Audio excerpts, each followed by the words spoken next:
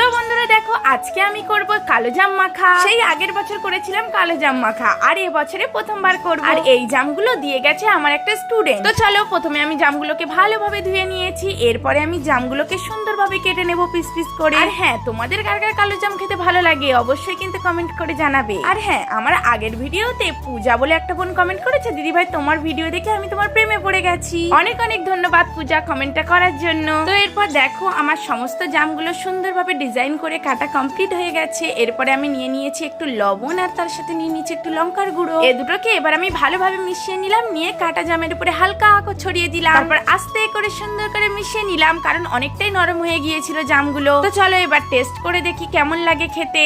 আরে বাস, গালে না দিতে না দিতেই দারুণ একটা অনুভূতি পেলাম, অসাধারণ লেগেছে খেতে। তো চলো এবারে বাড়ির সবাইকে একটু একটু করে খাওয়ানো যায়। তাই দেখো, এখানে মাকে দিলাম, মা খেয়েও বললো খুব ভালো হয়েছে। তো চলো টাটা, আজকে ভিডিও এই পর্যন্ত।